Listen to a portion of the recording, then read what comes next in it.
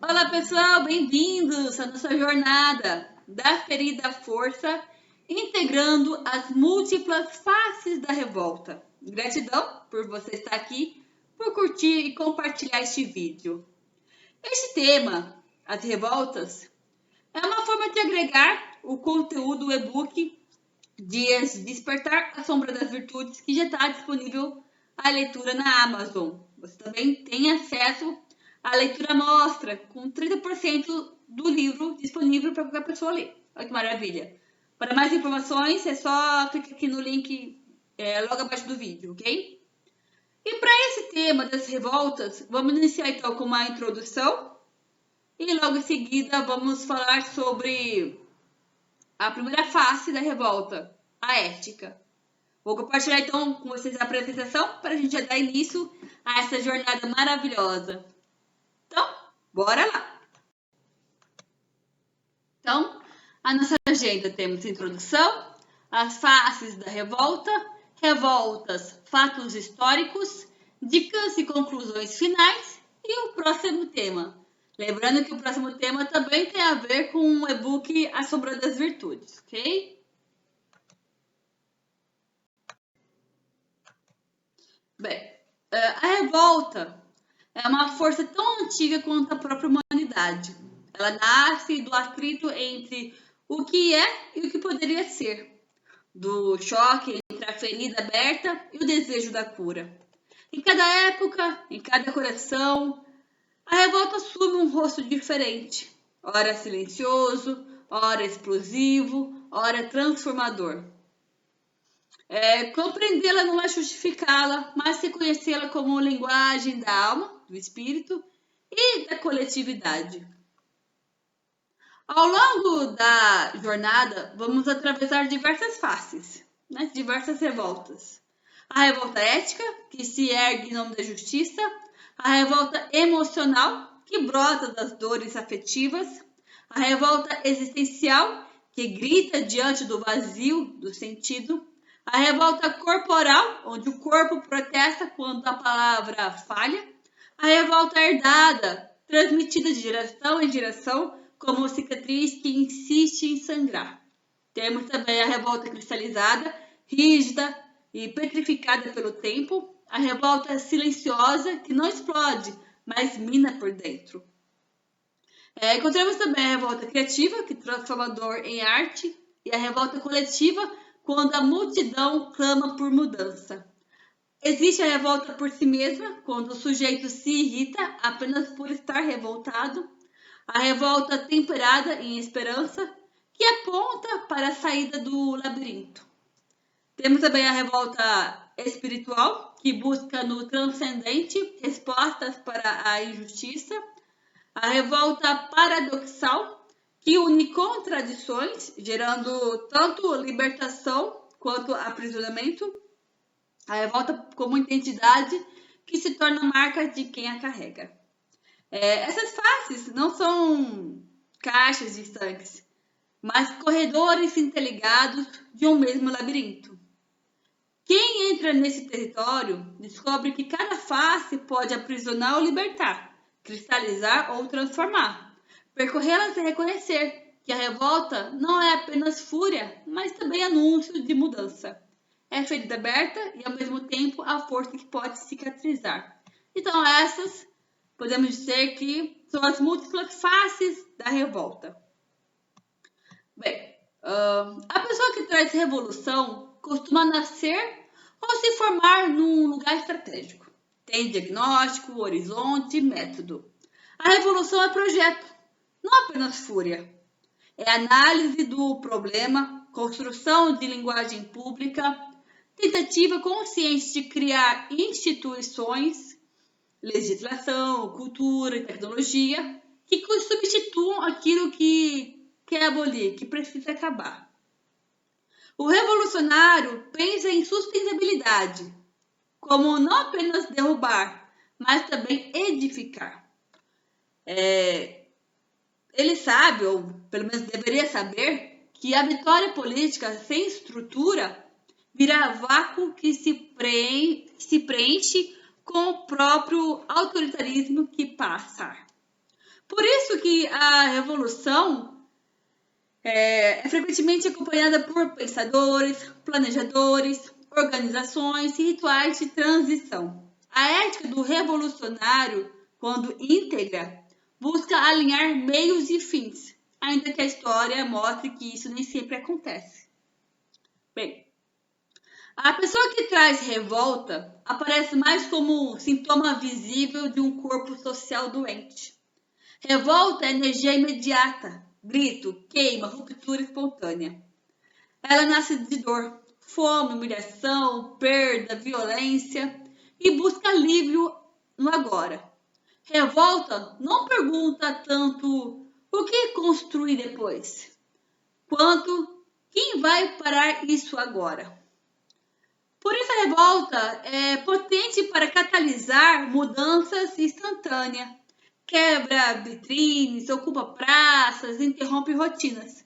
Mas sem canal, sem estratégia, ela tende a dispersar-se, cristalizar em rancor ou ser cooptada por atores com ambições próprias. Psicologicamente, o revoltado geralmente vive uma mistura de ferida não elaborada e urgência moral. Seu argumento é corporal antes de ser teórico. Motivações diferem. O revolucionário, ele enfrenta estruturas e quer transformá-las. O revoltado responde a uma dor pessoal ou coletiva que precisa de saída. O revolucionário imagina futuro. O revoltado deseja imediata reparação e expiação, ou expiação, né? Nos métodos, o revolucionário planeja táticas, alianças e transições. O revoltado, sua intensificação, usa a intensificação, simbolismo e ruptura para comunicar que algo é insustentável.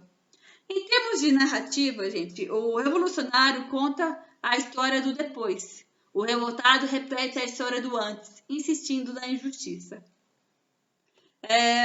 Isso não é hierarquia moral. Há revoluções históricas que nasceram da revolta e revoltas que inspiraram revoluções. A Revolução Francesa só explodiu porque a revolta popular estava pronta. Gandhi transformou a revolta em revolução moral ao estruturar disciplina e estratégia. A lição é política e clínica. Revolta é sinalizador. Revolução é projeto. Ignorar um sinal é perigoso. Construir um projeto sem reconhecer a dor é desumano. Há riscos específicos. Quem vem com revolta corre o risco de gerar dano simbólico e físico, sem ganho duradouro. É o fogo que queima a casa inteira quando bastaria isolar o cômodo em chamas. Quem vem com projeto revolucionário corre o risco de transformar-se em tecnocrata frio ou pior, em outro opressor, quando o centro do projeto se distancia da experiência vivida pelas pessoas a quem deveria servir. Em ambos os casos, há uma proclividade perversa. A revolta pode legitimar qualquer violência em nome da justiça. A revolução pode justificar qualquer instrumento em nome da ordem futura. Na prática terapêutica, social ou organizacional, saber distinguir é ouro, é muito importante. Com o paciente, perceber se ele vive uma revolta, identidade ligada à ferida, ruminação, desejo de vingança, indica trabalho de elaboração somática e narrativo. Dá espaço para a raiva, legitimar, processar luto e só então ajudar a canalizar energia para ações que não autodestruam. Como perceber se a chama precisa de combustível estrutural implica construir liderança responsável, contas claras, metas e rotas de transição. A revolta precisa de ritual, a revolução precisa de arquitetura. Há também um fator identitário. Vamos lá. Muitas pessoas confundem ser revolucionário com ser eternamente revoltado. Viver a revolta como identidade impede cura. Tornar-se a desculpa para não amadurecer. Revolução exige desapego desse narcisismo de dor. Exige que alguém seja capaz de colocar o projeto acima do próprio ego. Por outro lado, romantizar a revolta como pureza moral é infantilidade ideológica. Não há pureza em incêndio indiscriminado. Há consequências, sempre. Reconhecer sinais práticos ajuda a agir com lucidez. Se o discurso é todo emergência, se não há propostas de passo a passo, se o alvo muda compulsivamente, você está diante da revolta. De revolta. Agora, se há diagnósticos, metas mensuráveis, faixas de responsabilidade, planos de transição, está diante da revolução, ou de alguém que pretende estar. Nem sempre a presença desses elementos garante ética. Muitas revoluções viraram tiranias, porque o projeto não tinha freios morais. Por isso, a pergunta básica é dupla. Para quem essa mudança serve? E que mecanismos impedem que o projeto vire novo abuso? Duas perguntas-chave aí para a gente refletir. Em termos de legado, revoltas podem curar uma ferida social ao colocar um problema na mesa. Revoluções podem redesenhar territórios institucionais. Mas só a combinação é transformadora. A revolta cria a urgência. A revolução cria os caminhos. Sem a primeira, a mudança é morna. Sem a segunda, ela evapora. A política sábia junta o fogo da indignação ao labor da construção, sem transformar a indignação em justificativa para atropelar direitos. Por fim, gente, para a gente finalizar aqui a nossa introdução, um ponto ético e pessoal. Existe uma responsabilidade humana básica em quem escolhe liderar qualquer uma das duas dinâmicas. Trazer revolta significa assumir que você está abrindo feridas que talvez não tenha autoridade para curar. Trazer revolução significa carregar o ônus de não enganar com promessas inalcançáveis.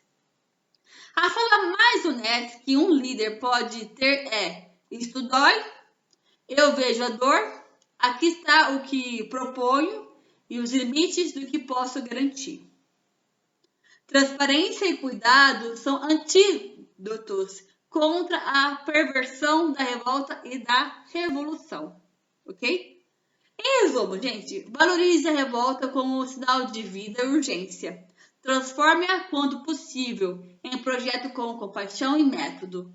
Se você for terapeuta, mediador ou ativista, faça disso prática. Escolha a chama, não a sacrifique. Organize a ação, não a domestique até a morte. Revolução sem revolta vira técnica vazia.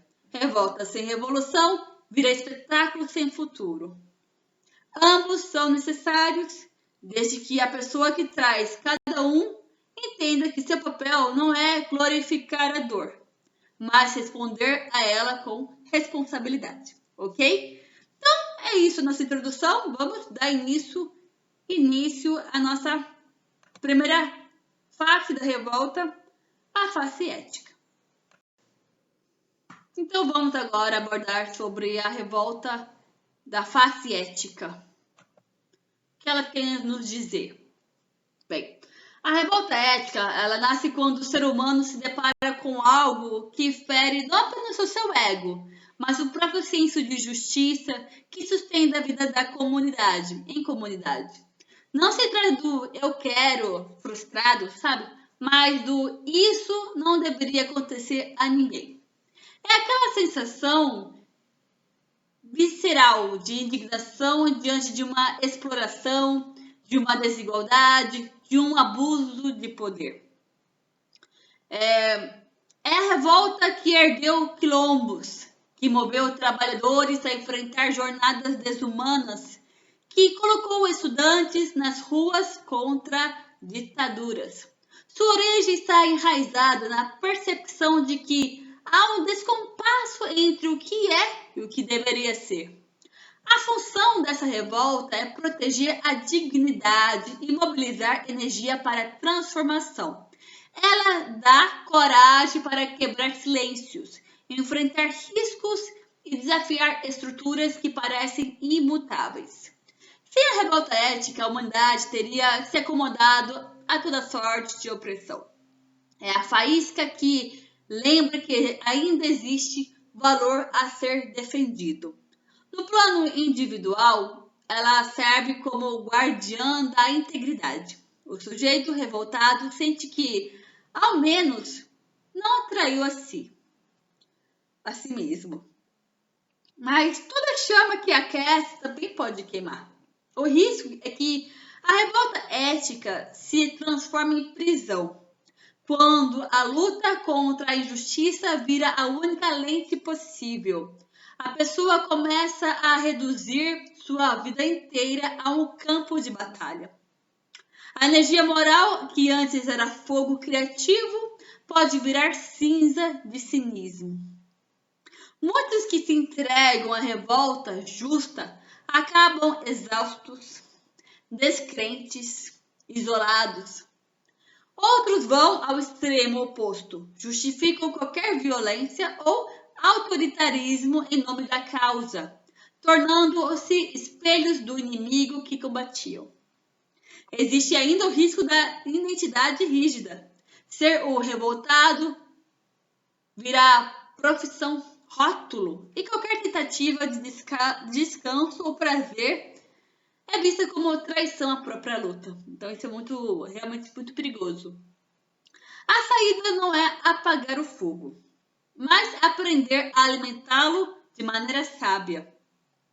A revolta ética precisa ser canalizada em ação concreta e limitada, que reconhece o tamanho da própria força sem cair na ilusão messiânica de resolver tudo sozinho. Precisa de comunidade, porque só no coletivo essa energia se sustenta de forma saudável.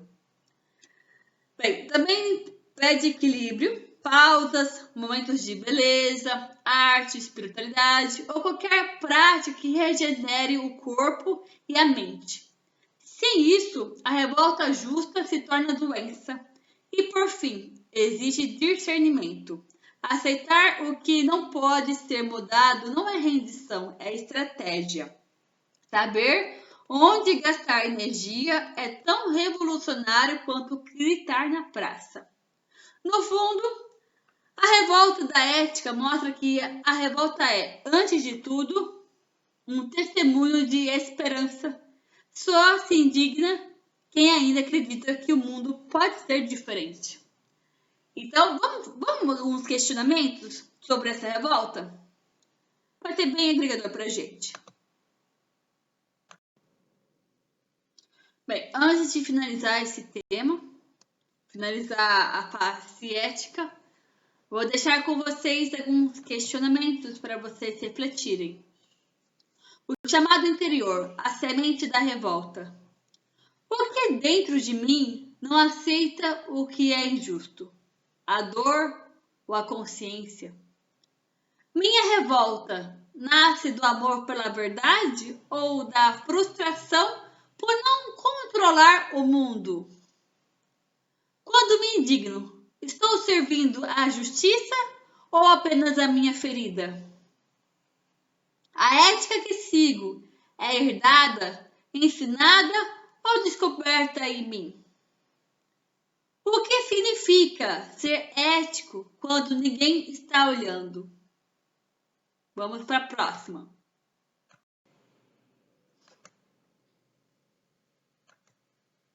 O confronto e o encontro com o outro e com o limite. Como discernir entre coragem moral e vaidade disfarçada de virtude?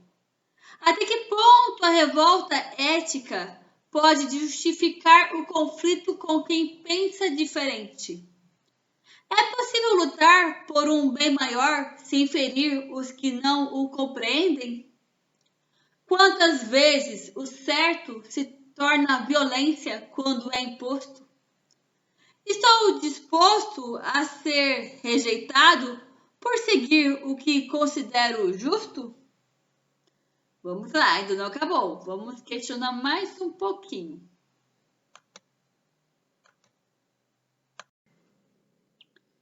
O campo coletivo, a ética em movimento no mundo. Como distinguir entre uma causa ética e uma causa apenas popular? Quando a revolta ética se torna poder, ela ainda é ética? Que tipo de mundo eu crio ao lutar contra as injustiças? Um mais livre ou mais rígido? O quanto da minha moral é apenas reflexo da cultura em que nasci? A ética pode existir sem empatia ou a empatia sem ética se torna cega? Vamos lá, que ainda não acabou. A purificação. O teste da coerência e da humildade. Já me revoltei contra algo que depois que percebi estar certo? O que em mim ainda precisa amadurecer para que minha ética seja compassiva? A revolta ética exige perdão ou apenas reparação? Onde a linha entre integridade e fanatismo se dissolve sem que eu perceba? Quando ajo eticamente por medo do erro, ainda há liberdade? E nosso último questionamento aqui. A expansão. A revolta como força de evolução da alma. E se a revolta ética for o modo da alma lembrar o mundo do seu próprio desvio? Que tipo de amor se manifesta por trás de toda indignação verdadeira? O que acontece quando a ética deixa de ser código e se torna presença viva? Será que o justo é sempre o mesmo em todos os tempos? Ou evolui como a consciência humana? Quando minha revolta se transforma em compaixão lúcida, o que em mim finalmente desperta? Então, deixo para vocês esses questionamentos para vocês refletirem sobre a revolta ética, essa face muito interessante, e esses questionamentos para agregar o conteúdo. E no nosso próximo vídeo, a nossa segunda face da revolta é a revolta emocional. Combinado, gente? Então a gente se vê em breve. Até lá. Tchau, tchau.